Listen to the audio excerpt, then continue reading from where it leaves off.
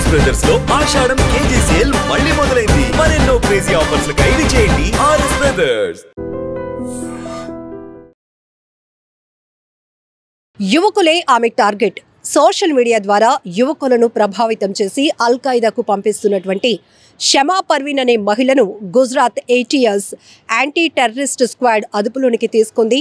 బెంగళూరులో ఆమెను అరెస్టు చేశారు. అయితే ఇప్పటికే 4 ఉగ్రవాదులను అరెస్టు చేసినటువంటి ATS వారిచ్చినటువంటి సమాచారం మేరకే బెంగళూరులో ఈ షమా పర్వీన్ను కూడా అరెస్ట్ చేశారు. అయితే ఈమె పాకిస్తాన్లో ఉన్నటువంటి ఉగ్రవాద సంస్థలకు సంబంధించిన కీలకమైన నేతలతో టచ్లో ఉంటుంది. ఇక్కడ యువతను ప్రభావితం చేసి ఆమె ఆ టెర్రరిజంలోనికి, ఆ రొంపిలోనికి యువతను దించుతున్నటువంటి కీలకమైన సమాచారాన్ని ATS రాబట్టింది.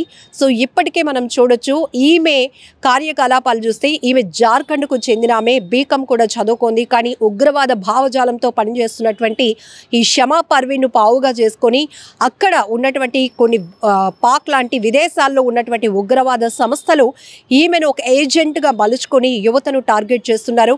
అల్-ఖైదాలోనికి పెద్ద ఎత్తున యువతను పంపిస్తున్నటువంటి ఈమెను అయితే ATS నిఘా పెట్టింది. నిఘాలోనే ఆమె నుంచి చాలా కీలకమైన సమాచారాన్ని కూడా రాబట్టారు. బెంగళూరులో ఆమెను అదుపులోనికి తీసుకున్నారు. ఇప్పటికే విదేశాల్లో ఉన్నటువంటి కొన్ని ఉగ్రవాద సంస్థల నేతలతో ఆమెకు చాలా ర్యాపో ఉన్నట్టు తెలుస్తోంది. చాలా కీలకమైన సత్సంబంధాలు ఆమె కొనసాగిస్తూ ఉంది. సో సోషల్ మీడియాలో ముఖ్యంగా ఇన్స్టా పేజ్ అనేదే ఈమె యాక్టివిటీస్కి కీలకంగా మార్చుకుంది. సో ఇందులో ఎవరైతే ఉగ్రవాద భావజాలంతో పనిచేస్తుంటారో, వాటికి దగ్గరగా ఆలోచన దృక్పథంతో ఉంటారో వారిని ఆమె మౌల్ చేయటమే కాకుండా అల్-ఖైదాలోనికి దింపుతోంది. సో భారత్ను ఆమె పూర్తిగా ఇస్లామిక్ రాజ్యంగా మలిచే ప్రయత్నంలో భాగంగానే ఇలాంటి దుశ్చర్యలకు పాల్పడుతున్నట్టుగా కూడా గుజరాత్ ATS అధికారుల విచారణలో కీలక అంశాలైతే బయటపడ్డాయి. పెహల్గాం దాడి చూసాం. అందులో ఎంతోమంది ఇక్కడ కూడు తిని ఇక్కడ ఉన్నటువంటి భారతదేశానికి నష్టం కలిగించాలనే ఏర్పాట్లు చేశారు. అది కూడా యూట్యూబర్స్ ముసుగులో. ఎందుకంటే వీళ్ళకి విచ్చలవిడిగా ఫ్రీడమ్ ఉంటుంది. ఎక్కడికైనా వెళ్ళగలుగుతాం, ఏదైనా చూపించగలుగుతాం.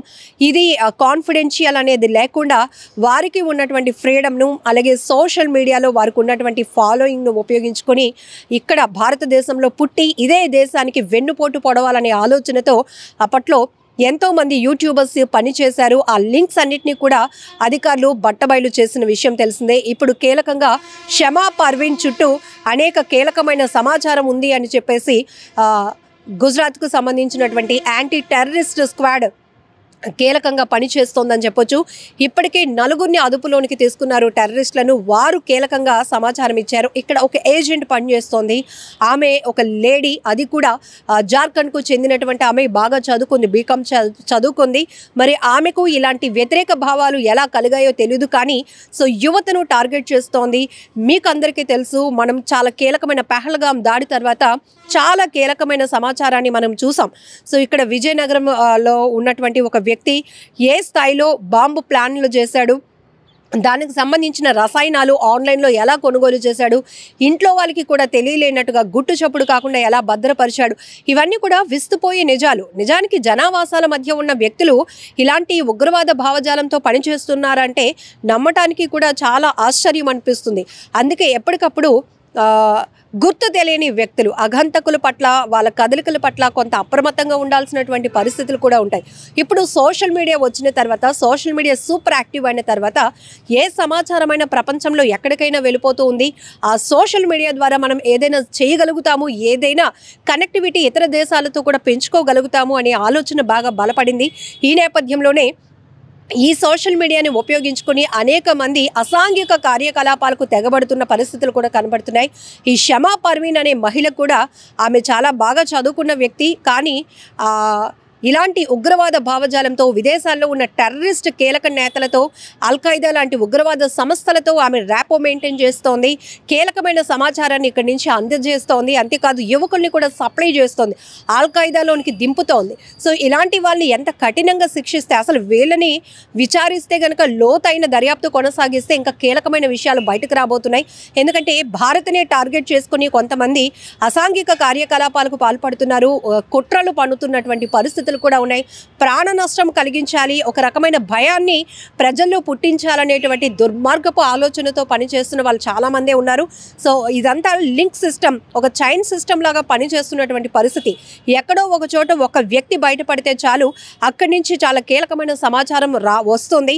అలాగనే మన భారతదేశంలో వివిధ రాష్ట్రాలకు చెందిన వారు ఒక కనెక్టింగ్గా వీళ్ళు గ్యాదర్ అవ్వటం, ఒక ప్లాన్లు చేసుకోవటం, దాడులు చేయాలి, ప్రాణ నష్టం కలిగించాలి, ఇండియాని ఎలాగైనా నాశనం చేయాలి అనేటటువంటి ఒక దుర్మార్గపు ఆలోచనతో పనిచేస్తున్న ఇలాంటి ఉగ్రవాద భావజాలం ఉన్నటువంటి వ్యక్తులు ఇంకా చాలామందే ఉన్నారు. సో ఇప్పటికే సోషల్ మీడియా పైన ఒక నిఘా అనేది లేకపోవడం వల్ల, దానిపైన ఒక పర్యవేక్షణ లేదు, కంట్రోల్ లేకపోవడం వల్ల ఇది హద్దులు దాటిపోతోంది. అందుకే విదేశాల్లో ఉన్నటువంటి టెర్రరిస్టులతో కూడా వీళ్ళు సత్సంబంధాలు ఏర్పాటు చేసుకోవడానికి ఇదే సోషల్ మీడియాని, ఇదే ఇన్స్టా పేజ్ని, ఫేస్బుక్ని వాడుకుంటున్నటువంటి పరిస్థితులు కూడా ఉన్నాయి. కొన్ని చోట్ల ప్రొఫైల్ ఒకటి ఉంటుంది, చాలా అందంగా కనిపిస్తారు మంచి వ్యక్తుల్లా, కానీ వారు చేసేవన్నీ కూడా నీచమైన పనులు.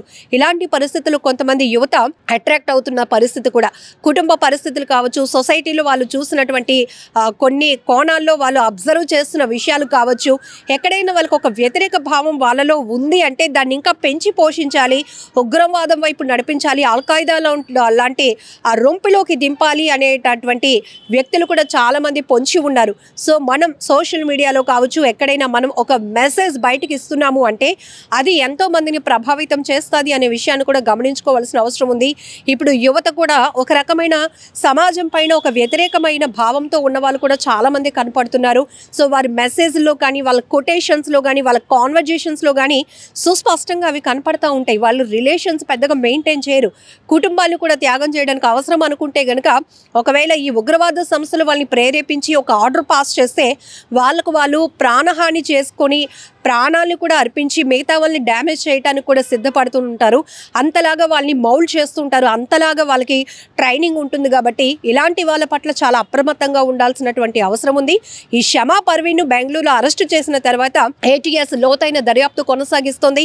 కీలకమైన సమాచారాన్ని రాబట్టే పనిలో కూడా ఏటీఎస్ పనిచేస్తోంది.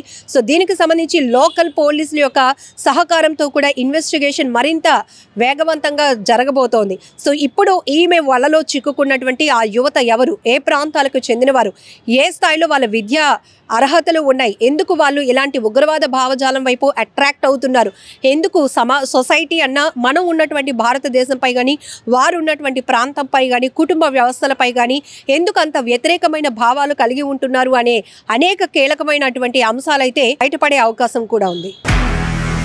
నిజంగా ప్రస్తుతం ఉన్నటువంటి సమాజం దేనికి ప్రయారిటీ ఇస్తుంది? ఆర్థిక సంబంధాల చుట్టూ మాత్రమే తిరుగుతుంది. మళ్ళీ ఎన్నికలంగానే చాలా విరక్తి కలుగుతుంది. మంచి అనిపిస్తుంది కదా, లేడీస్ కూడా ఛాలెంజింగ్ జాబ్స్ చేసినప్పుడు చాలా బాగుంటది. ట్రాఫిక్ అసిస్టెంట్స్ గా నియమించిన ట్రాన్స్జెండర్స్ అందరితో సాల్యూట్ చేయించుకుంటున్నారు. ఫుడ్ డెలివరీ ఇవ్వటానికి వెళ్ళినటువంటి డెలివరీ బాయ్ అనిల్ పై కళ్ళ ముందు